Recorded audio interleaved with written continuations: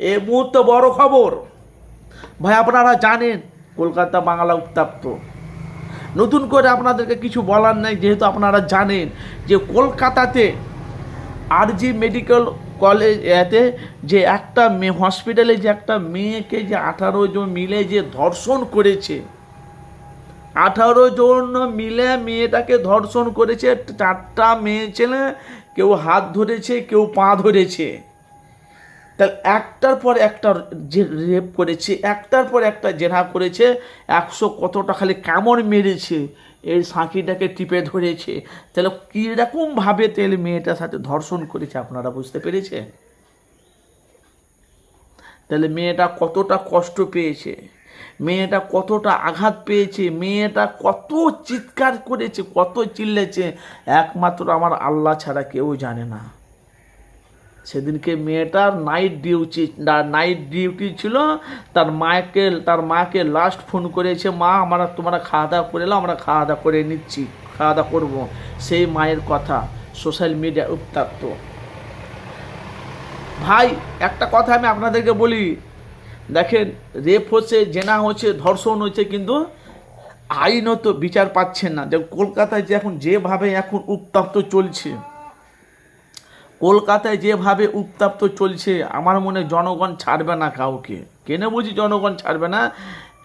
হাসিনাকে যেরকম তাড়িয়েছে বাংলাদেশ থেকে, এত অত্যাচার করেছে, এত জুলুম করেছে, এত করেছে, জনগণ এক জায়গায় হয়ে হাসিনা ভয়ে পালিয়ে গেছে। এই বাংলাতে কাদের ইশারাতে, কার দ্বারা এসব কাজ করছে? প্রত্যেকটা ভাইদেরকে বলছি আমি, জনগণ যদি এক জায়গায় হয়ে যায়, পাবলিক যদি একজন হয়ে যায়, কোনো মানুষ, পুলিশ ফোর্স, মিলিটারি ফোর্স, যেই হোক না কেন, জনগণকে আটকাতে পারবে না। এই বাংলার মানুষ চুপ হয়ে আছে কেন?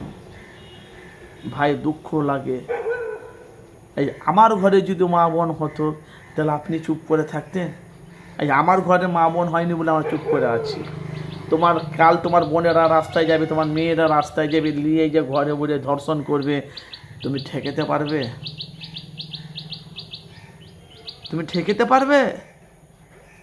সময় আছে, পরিবর্তন হয়ে যায়, আশাও মিলেমিশে এক জায়গায় হয়ে সেই আন্দোলনটা কিভাবে যে করতে হয়, বিচারটা যে সঠিক কিভাবে যে করতে হয়, সেটা সবাই মিলেমিশে একাত্র হয়ে সব বিচারটা সব আমাদেরকে নিয়ে এক জায়গায়। যেমন একটা গ্রামে যখন কোনো ক্ষতি দোষী করতে গেলে যেমন মোড়ল যেরকম একটা বিচার করে, ভালো মন্দ একটা জায়গাটা মীমাংসা করে নেয়, সেই মীমাংসাটা কিন্তু আমাদের পশ্চিমবাংলায় হচ্ছে না, বিচারটা হচ্ছে না।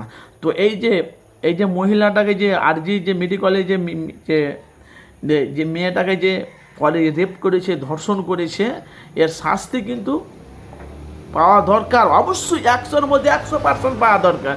কিন্তু হলে হবে কি, অনেক মানুষ বলছে পুলিশদের হাত বাঁধা। কেন, কার ইশারায় এসব হচ্ছে? তো মেয়েটা এতটা কষ্ট পেয়েছে, এতটা বুকে তাদের ব্যথা, ভাই আপনাদেরকে কি বলবো। সারা পশ্চিমবাংলা উত্তপ্ত। বাংলাতে অনেক জায়গাতে তারা মুখ খুলছে, কিছু কিছু মানুষ আছে তারা মুখ খুলছে না।